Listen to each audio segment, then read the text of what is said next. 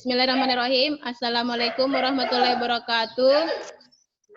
Waalaikumsalam warahmatullahi wabarakatuh. Terima kasih kepada teman-teman yang meluangkan waktunya untuk mengikuti diseminasi saya. Di sini saya tidak bermaksud untuk menggurui teman-teman, tetapi saya hanya ingin sharing apa yang saya dapatkan setelah ikut diklat di Damba P4 TK IPA. Di sini kelas yang saya ambil itu judul materinya Desain Pembelajaran Merdeka Belajar Menggunakan Kerangka Kerja TIPEK. Sebelum memasuki materi, saya ingin memperkenalkan diklat yang saya ikuti. Diklatnya yaitu diklat daring masif dan terbuka, Pusat Pengembangan dan Pemberdayaan Pendidik dan Tenaga Kependidikan IPA atau biasa disingkat dengan Didamba P4 TK IPA. Diklat ini dilaksanakan dimulai tanggal 15 Juni sampai dengan 3 Juli 2020, kurang lebih selama 3 minggu dengan jumlah jam pelajaran 36 jam pelajaran. Diklat ini diikuti oleh 1.636 orang PTK IPA jenjang SD, SMP, SMA, dan SMK di lingkungan Kementerian Pendidikan dan Kebudayaan. Terdiri dari 36 kelas pada 7 kategori, yaitu SMA Biologi, SMA Fisika, SMA Kimia, SMP, SD, Media, dan Umum.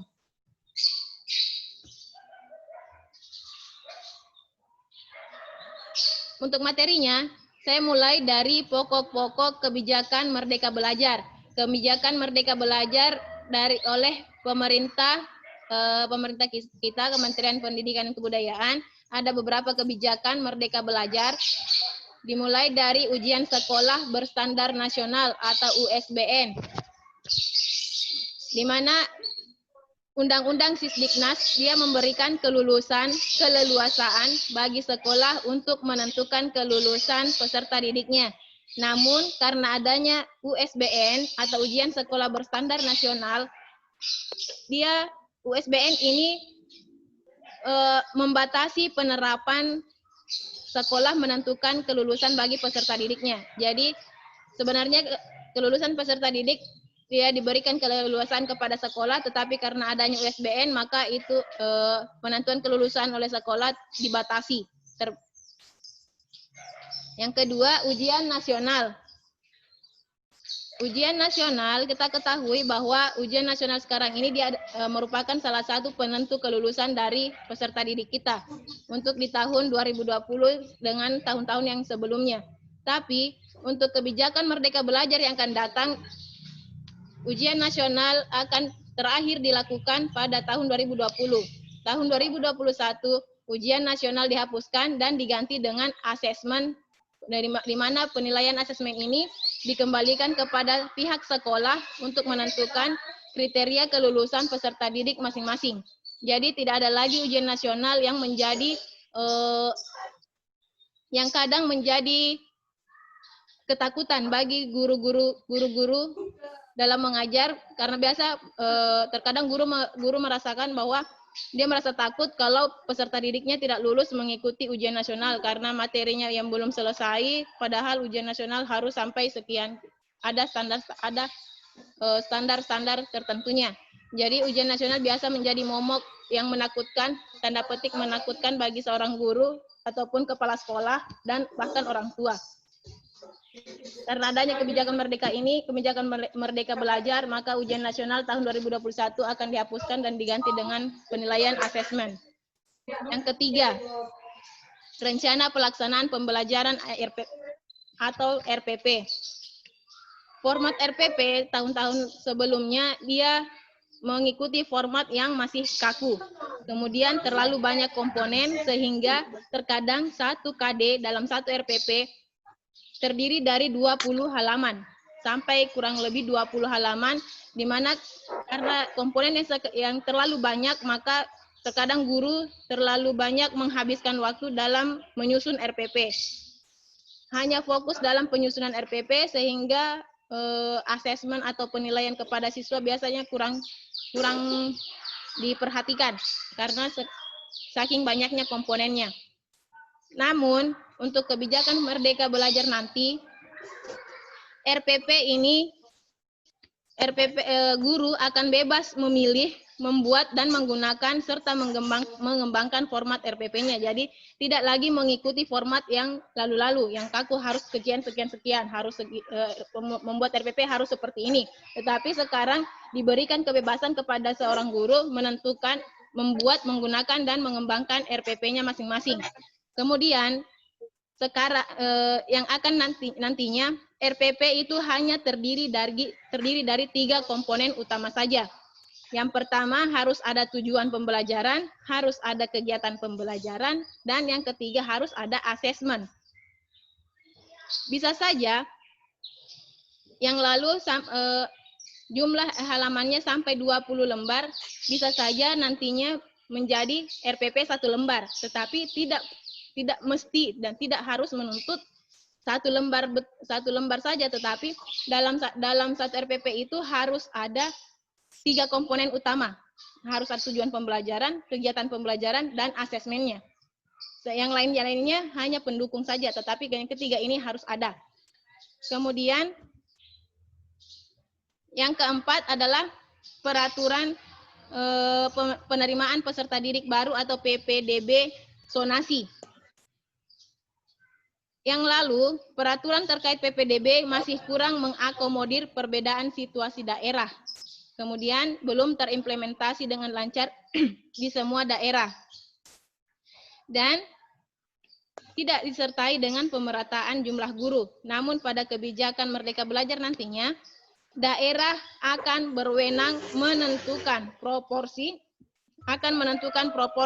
final dan menetapkan wilayah zonasi. Jadi, penentuan zonasi dikembalikan ke daerah masing-masing, disesuaikan dengan karakter daerah masing-masing. Nah, selanjutnya masuk ke desain pembelajaran. Desain pembelajaran untuk Merdeka Belajar sekarang dimulai dari tahap perencanaan pembelajaran. Tahap perencanaan pembelajaran di sini seorang guru harus menentukan prota, prosem, menganalisis KD, KI, dan perumusan IPK atau indeks atau indikator pencapaian kompetensi, kemudian analisis standar nasional pendidikan. Di sini itu semua masuk ke perencanaan pembelajaran. Jadi seorang guru harus merencanakan sebuah pembelajaran, kemudian setelah melakukan perencanaan masuk ke tahap kedua, yaitu pelaksanaan pembelajaran. Pelaksanaan pembelajaran ini dimulai dari 3 tahap tadi yang di RPP. Ada kegiatan pendahuluan, kemudian masuk ke kegiatan inti, kemudian masuk ke kegiatan penutup. Setelah satu proses pembelajaran selesai, maka masuk ke tahap yang ketiga, yaitu evaluasi. Evaluasi di sini diharapkan pada masa jangka pendek itu kompetensi peserta didik tercapai. Evaluasinya di sini berfungsi untuk melihat apakah peserta didik sudah menguasai kompetensi atau tidak. Kemudian akan menjadi well-being student atau siswa yang baik. Maksudnya siswa yang baik di sini dia menguasai kompetensi yang diberikan. Kemudian pada jangka panjangnya yaitu kita bisa merunut pada aksi PISA dan TIMSS. Maksudnya di sini adalah nilai-nilai pembelajaran peserta didik yang diperoleh secara nasional.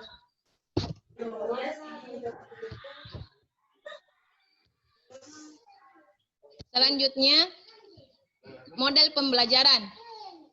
Model-model pembelajaran di sini tidak lagi hal yang baru kepada teman-teman sekalian, karena di sini yang kita pelajari juga ada model pembelajaran problem based learning atau PBL, kemudian model pembelajaran project based learning atau PJBL, dan yang ketiga adalah TPEC itu sendiri, atau TPEC di sini biasa disingkat dipanjang dari Technological, Pedagogical, and Content Knowledge atau TPEC. Nah, model pembelajaran problem based learning kan biasa juga dilakukan oleh teman-teman sekalian di dalam proses pembelajaran. Sintaknya yaitu dimulai dari orientasi peserta didik pada masalah. Kita mengenalkan masalah kepada peserta didik. Kemudian mengorganisasikan peserta didik untuk belajar.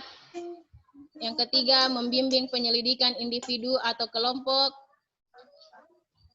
Yang keempat, mengembangkan dan menyajikan hasil karya. Dan yang kelima, menganalisis dan mengevaluasi proses pemecahan masalah. Untuk problem based learning, saya kira teman-teman sudah paham, dia berbasis masalah. Jadi kita memberikan sebuah masalah kepada peserta didik dan peserta didik mengembangkannya dan menghasilkan sebuah hasil karya. Kemudian yang kedua adalah model pembelajaran project based learning atau PJBL. Sintaknya yaitu diberikan pertanyaan mendasar. Pertanyaan mendasar tentang fakta-fakta yang ada di lingkungan sekitar. Kemudian peserta didik mendesain perencanaan produk. Kemudian menyusun jadwal pembuatan. Yang keempat, memonitor keaktifan dan perkembangan proyek. Yang kelima, menguji hasil. Dan yang keenam adalah mengevaluasi pengalaman belajar. Jadi model pembelajaran project based learning ini biasanya dilakukan model pembelajaran praktek. Jadi dia menghasilkan produk dari hasil prakteknya. Nah, saya masuk ke desain pembelajaran dengan TPEC. Yang kami pelajari di sini adalah TPEC atau Technological Pedagogical Content Knowledge. Nah, TPEC di sini dia merupakan integrasi antara 3 komponen, yaitu teknologi, technological knowledge atau pengetahuan teknologinya, kemudian ada content knowledge atau pengetahuan kontennya atau pengetahuan materinya, dan yang ketiga adalah pedagogical knowledge atau pengetahuan pedagogik dari seorang guru. Ini. Jadi TPEC merupakan integrasi antara pengetahuan teknologi, pengetahuan pedagogi, dan pengetahuan konten. Pengetahuan teknologi di sini bukan hanya internet saja, tetapi bisa jadi sumber-sumber belajar, media-media pembelajaran yang kita gunakan di sekolah, apakah alat peraga ataupun bahan-bahan bekas lainnya yang bisa digunakan oleh peserta didik. Jadi teknologi di sini bukan hanya terpaku pada internet saja atau jaringan saja. Kemudian yang kedua, pengetahuan pedagogi. Pengetahuan pedagogi di sini singkatnya itu bagaimana seorang guru menyampaikan sebuah pembelajaran kepada siswa. Apa yang harus dilakukan oleh guru untuk memberikan pembelajaran kepada siswa melalui apa, dengan cara apa. Jadi di sini pedagogi itu caranya seorang guru menyampaikan pembelajaran kepada peserta didik supaya peserta didik itu paham. Kemudian pengetahuan konten di sini materinya, materi dari pembelajaran yang ingin kita sampaikan. Jadi TPEC merupakan pengetahuan tentang bagaimana memfasilitasi proses pembelajaran dari konten tertentu melalui pendekatan pedagogik dan teknologi. Di sini ada contoh, nggak bisa tampil. Loading.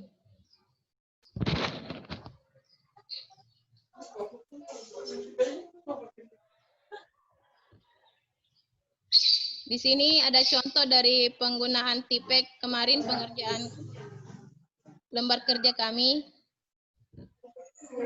Loading ya?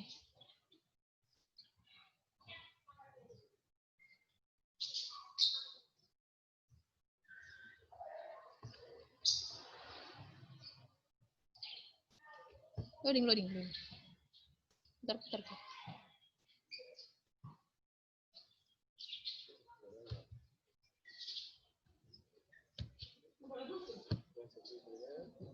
Loading.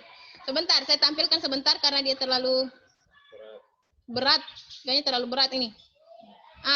Kita masuk di langkah-langkah menyusun RPP. Jadi kemarin di Diklat kita juga diberi pembelajaran langkah-langkah menyusun RPP. Dalam menyusun RPP itu yang pertama kita harus menentukan KD atau kompetensi dasar. Tentukan KD-nya. Kemudian yang kedua menentukan target KD. target KD di sini kita bisa target KD kita bisa menentukannya dari kata kerja operasional yang dipakai di KD. Misalnya, di sini ada contoh yang ingin saya tampilkan, tapi di sini saya lihat dia berat. Yang ketiga, dia merumuskan indikator pencapaian kompetensi. Jadi indikator pencapaian kompetensi dia diturunkan dari target KD. Karena dalam proses pembelajaran yang ingin kita raih adalah mencapai target dari KD-nya, maka kita harus menentukan indikator pencapaian kompetensinya. Nah, indikator pencapaian kompetensi di sini ada 3. Ada 3. Yang pertama ada indikator pendukung, ada indikator kunci, yang ketiga ada indikator pengayaan. Nah, yang keempat, merancang langkah-langkah pembelajaran, dan yang kelima, membuat desain penilaian. Di sini ada contoh. Mana?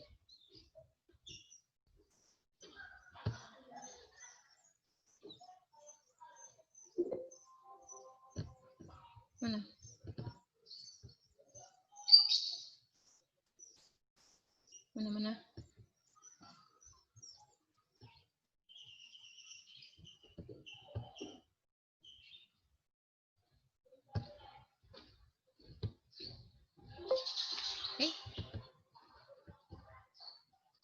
Sebentar saya tampilkan contohnya. Kemudian merancang langkah-langkah pembelajaran. Langkah-langkah pembelajaran tadi sudah ada contoh tadi, model pembelajaran melalui problem based learning, project based learning dengan TPEC. Contohnya di sini sebentar saya kasih, karena dia dicontoh mungkin Bapak Ibu guru semua akan lebih paham dengan contoh yang saya buat. Kemudian yang terakhir itu membuat desain penilaian. Nah, ini sudah terakhir. Ternyata saya kasih lihat, saya perlihatkan contoh lembar kerja yang kami buat waktu di tampil gini kah? LK Ces.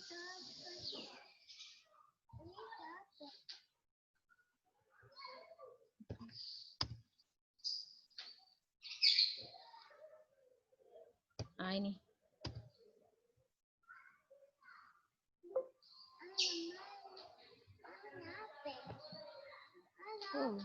Apa mana?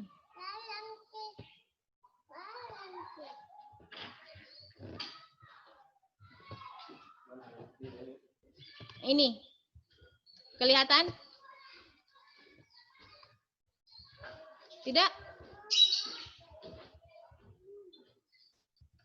Tidak, Kakak. Tidak kelihatan.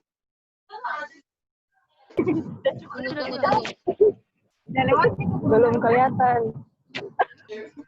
Sudah?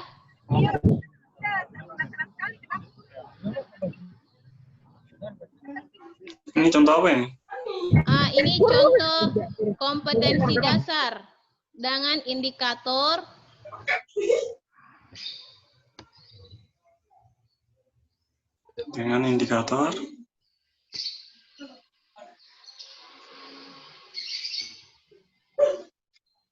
dengan langkah kerja. Ini langkah kerjanya. Jadi kemarin kita disuruh membuat langkah-langkah kerja dengan 3 metode, 3 model. Yang pertama model problem based learning atau PBL, kemudian project dan TPEC. Untuk problemnya di sini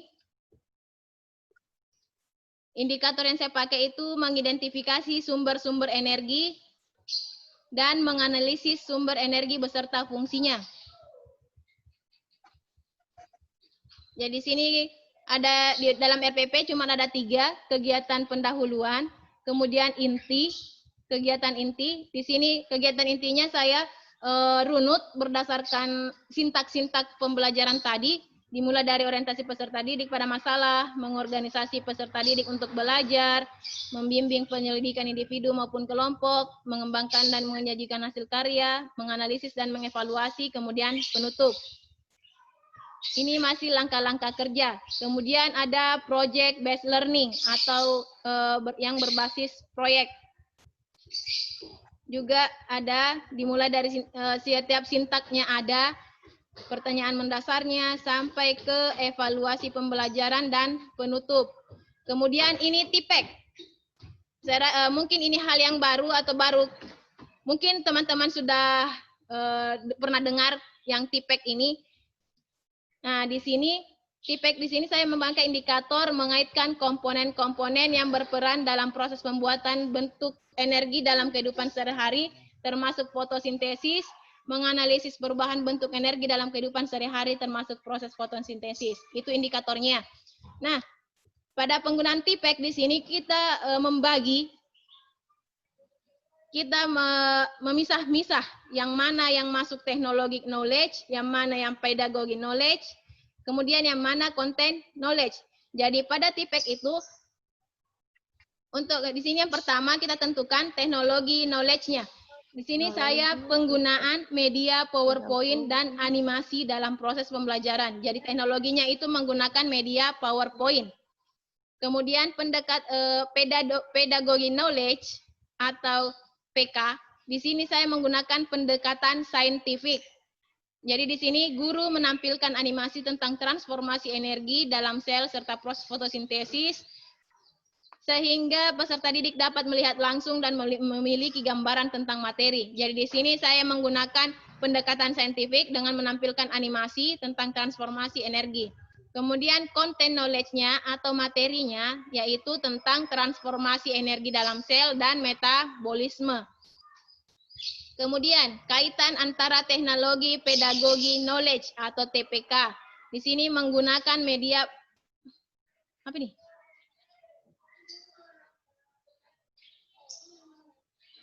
Apa nih? Media apa? Love it. PowerPoint? Love it saja.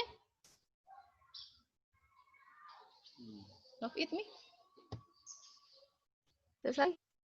Kemudian teknologi content knowledge atau TCK. Di sini menggunakan media PowerPoint dan animasi untuk menjelaskan bagaimana cara sebuah sel melakukan proses transformasi dan fotosintesis.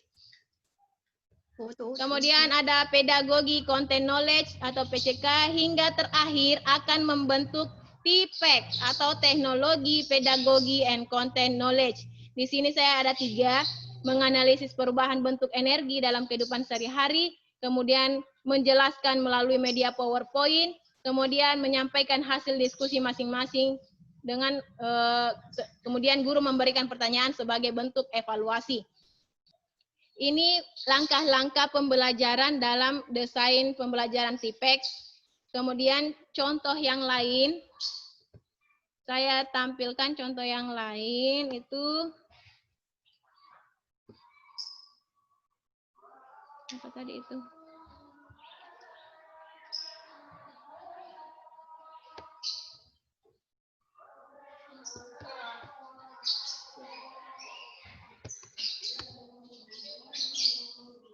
RT pengembangan pembelajaran.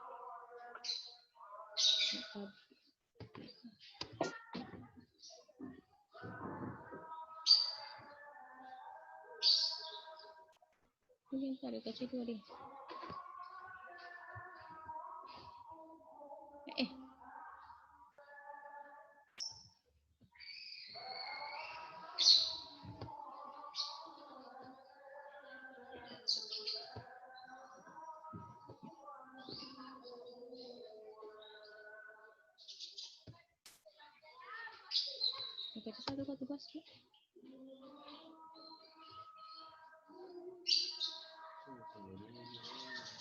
Kayak ini.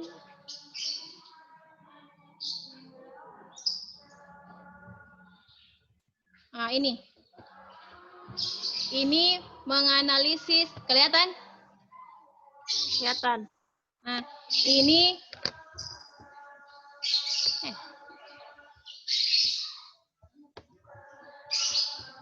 menganalisis KD.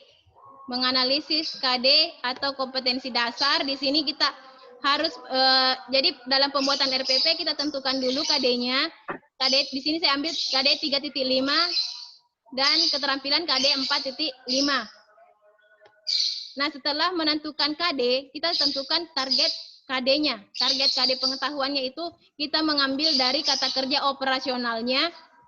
Kita lihat di sini kata kerja operasionalnya adalah menganalisis. Berarti target KD-nya ini adalah menggunakan kata kerja operasional yang sama dengan kata-kata yang sama, tetapi dipisah-pisah. Materinya dipisah-pisah. Jadi di sini saya target KD-nya menganalisis konsep energi, yang kedua menganalisis berbagai sumber energi, dan yang ketiga menganalisis perubahan bentuk energi dalam kehidupan sehari-hari. Untuk target KD keterampilan, di sini KD-nya kata kerja operasionalnya itu menyajikan. Jadi target KD-nya menyajikan hasil percobaan tentang bentuk perubahan energi dan menyajikan hasil percobaan fotosintesis.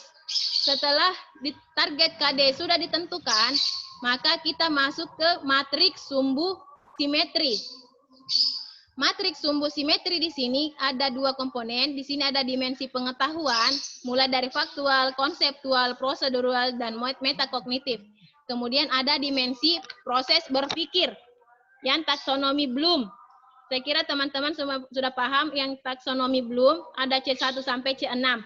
Karena di KD di sini, KD saya adalah menganalisis, berarti dia berada di tingkat C4. Dimensi proses berpikirnya ada di C4, menganalisis. Nah, yang C1, C2, dan C3 ini diisi oleh indikator pendukung. Jadi indikator pendukung itu berada di bawah dimensi indikator kunci. Jadi indikator kunci itu indikator yang akan diujiankan nantinya. Di situ indikator kunci harus terpenuhi sebagai wujud bahwa KD itu telah dikuasai oleh peserta didik. Jadi di sini indikator kunci yang paling penting. Tapi untuk mencapai indikator kunci harus ada IPK penunjang. Jadi seperti anak tangga, yang filosofi anak tangga kan dari tangga 1, 2, 3, 4 dan seterusnya. Jadi IPK pendukung itu berada di anak tangga yang paling bawah. Kemudian IPK kunci berada di tengah dan IPK pengayaan berada paling di atas. Nah, di sini ada KD, kemudian ada tingkat kompetensi KD, kemudian ada proses berpikir C1 sampai C6, kemudian ada IPK, ada materi submateri. Nah, di sini IPK ada penunjang, ada IPK kunci. Jadi IPK kunci di sini kata kerja operasionalnya sama dengan KD. Target KD-nya sama dengan target KD-nya, kata kerja operasionalnya. Kemudian ada juga untuk IPK kunci untuk KD keterampilan. Itu.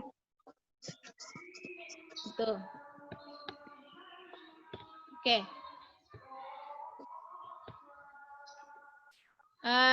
Saya rasa cuma itu.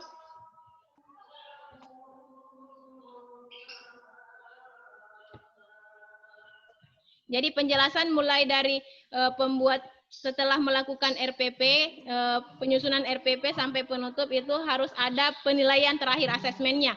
Nah, asesmen di sini sama dengan yang lalu, ada penilaian keterampilan, ada penilaian sikap, ada penilaian pengetahuan. Itu kurang lebih sama dengan yang lalunya.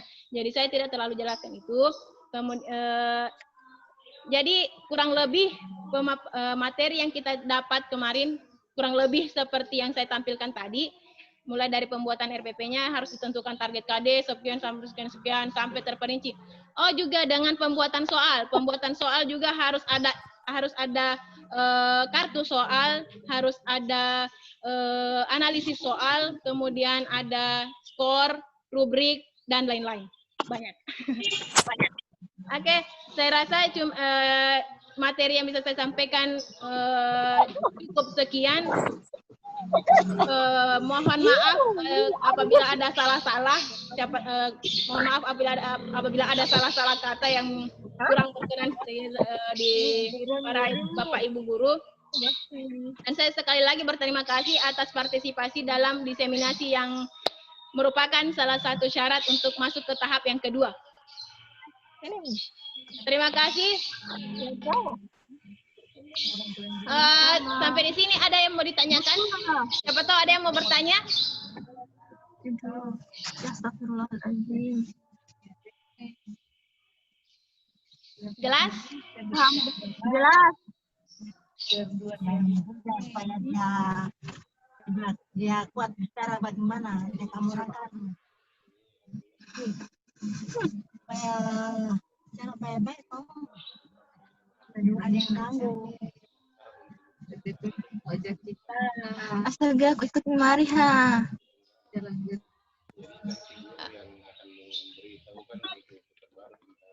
Jadi juga informasi saya untuk informasi tambahan, saya minta coba teman-teman buka di SIM PKB untuk guru-guru penggerak. Jadi di sini merupakan dasar, jadi diseminasi seperti ini merupakan dasar untuk guru penggerak nantinya, sebagai latihan untuk guru penggerak nantinya. Jadi saya harap teman-teman coba buka SIM PKB-nya untuk mendapatkan informasi tentang guru penggerak. Siapa tahu teman-teman berminat untuk menjadi seorang guru penggerak nantinya. Oke? Terima kasih teman-teman atas bantuannya, partisipasinya. Terima kasih sudah meluangkan waktu. Saya tutup dengan ucapan Assalamualaikum warahmatullahi wabarakatuh. Waalaikumsalam warahmatullahi wabarakatuh. Waalaikumsalam.